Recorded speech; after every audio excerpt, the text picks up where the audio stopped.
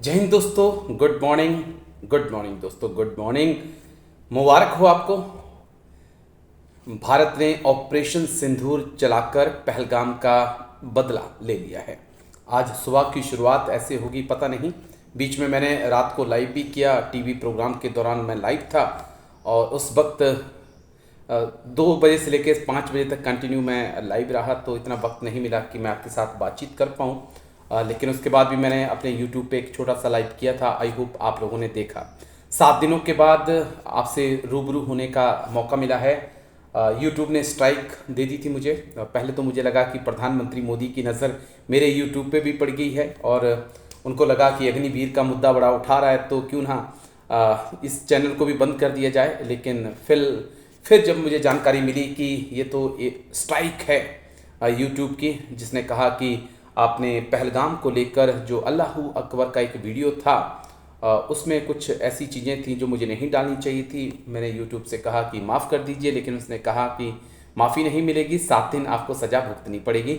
और मैंने 7 दिन सज़ा भुगत ली और उसके बाद आज आपसे रूबरू होने का मौका मिला, वो भी उस वक्त जिस वक्त आज का दिन बहुत ख़ास है दोस्तों, बहुत ख़ास है। भारत ने पाकिस्तान के 9 ठिकानों पर एयर स्ट्राइक की है, जिसमें जो जानकारी है मेरे पास कि 5 जो ठिकाने हैं वो पीओके में हैं और 4 ठिकाने जो हैं वो पाकिस्तान में हैं।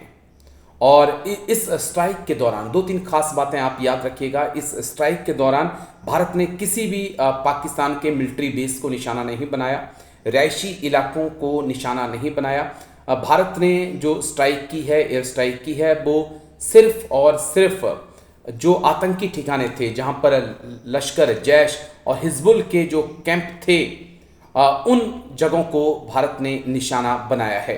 और उसके बाद से एलओसी पर ज़बरदस्त दोनों तरफ से फायरिंग जारी है। और सबसे अहम बात की जो पाकिस्तान अपने एयर डिफेंस की बड़ी बातें करता था, उसे पता नहीं चल पाया कि भारत क्या कुछ करने वाला है, और इसमें राफेल का भी इस्तेमाल किया गया है। उसके बाद से एलओसी पर हैवी फायरिंग दोनों तरफ से जारी है। स्मॉल आर्म्स के बाद अब तोहफों का इस्तेमाल किया जा रहा है और दोनों तरफ भारी नुकसान भी पहुंचा है। इस बीच पाकिस्तान की आर्मी ने भी ये कबूल किया है कि भारत ने 24 से ज़्यादा ठिकानों पर मिसाइल अटैक किए हैं और जिससे काफ़ी नुकसान पहुंचा है। अगर पाकिस्तान की आर्मी की ही माने तो वो मान रही है कि 8 से 10 लोगों की मौत हुई है, 30 से ज़्यादा लोग जो हैं वो घायल हुए हैं। लेकिन जो मेरा तजुर्बा है वो ये कहता है कि लगभग 100 से ज़्यादा लोगों की वहाँ पर मौत है और 300-400 के आसपास लोग घायल हैं।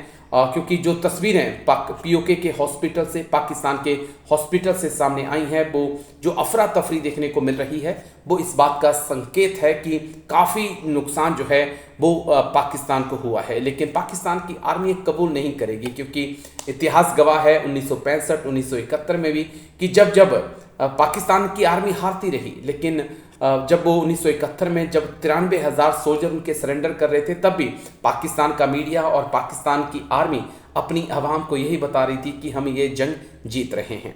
तो पहलगाम में 22 अप्रैल को जो कुछ हुआ, मैंने आपसे कहा था कि इसका बदला लाजमी है और हम ये जो बलिदान हुआ है इसे ऐसे नहीं जाने देंगे।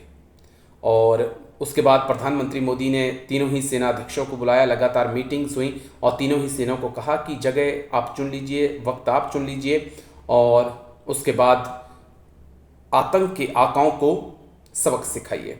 अब 2 पॉइंट यहाँ पर अहम है कि भारत ने आतंक पर प्रहार कर दिया है, ज़बरदस्त चोट की है और काफ़ी नुकसान पहुँचा है। ये एक ट्रेलर है पाकिस्तान के लिए कि आतंक के खिलाफ भारत ये कार्रवाई करेगा और जब चाहेगा, जहां चाहेगा वहां करेगा। लेकिन अब डिपेंड आगे क्या होना है, ये डिपेंड अब पाकिस्तान की जवाबी कार्रवाई पे डिपेंड करेगा। अगर पाकिस्तान भारत के मिलिट्री इंफ्रास्ट्रक्चर पर, रिहायशी इलाकों पर, आम लोगों पर हमला करता है तो फिर भारत का जवाब और ज़बरदस्त हो सकता है। फिलहाल एक लिमिटेड स्ट्राइक जो है फिलहाल भारत ने की है, आतंकी ठिकानों को ही निशाना बनाया है, किसी मिलिट्री इंफ्रास्ट्रक्चर को, मिलिट्री कैंट को निशाना नहीं बनाया गया है। लेकिन बड़ी अहम रणनीति के साथ एक काम किया गया। पाकिस्तान इंडस सिंधु नदी के पानी को देखता रह गया, चिनाब झेलम को देखता रह गया और भारत ने आसमान से आकर स्ट्राइक कर दी। तो बड़ी कामयाबी ऑपरेशन सिंदूर, और इसका नाम भी बड़ा अच्छा रखा क्योंकि जिस प्रकार से लोगों का नाम पूछकर वहाँ पर सिंदूर मिटाया गया, उन लोगों के सुहाग को मिटाया गया, तो ये उसका बदला है, इसलिए इसका नाम रखा गया है ऑपरेशन सिंदूर, यानी कि पहलगाम का बदला। लेकिन अब आगे क्या होगा ये पाकिस्तान की जवाबी कार्रवाई पर डिपेंड करेगा। हालांकि आज का दिन और अगले 48 घंटे भारत और पाकिस्तान के लिए बहुत अहम होने वाले हैं। 7 दिन आप लोगों से बात नहीं कर पाया, उसके लिए माफ़ी चाहूँगा।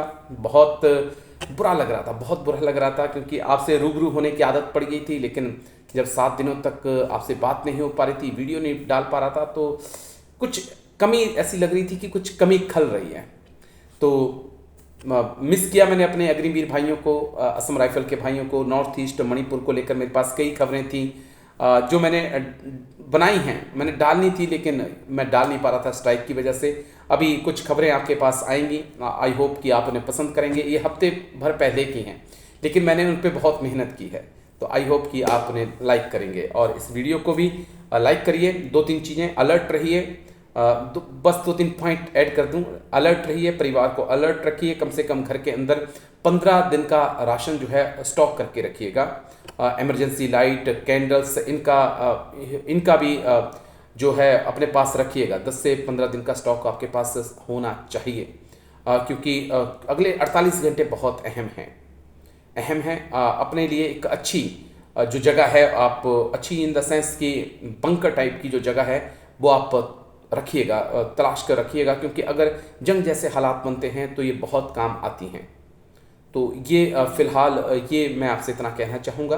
अलर्ट रहिए, सावधान रहिए और तैयार रहिए, क्योंकि जब बात देश की है तो हम सब साथ में खड़े हैं।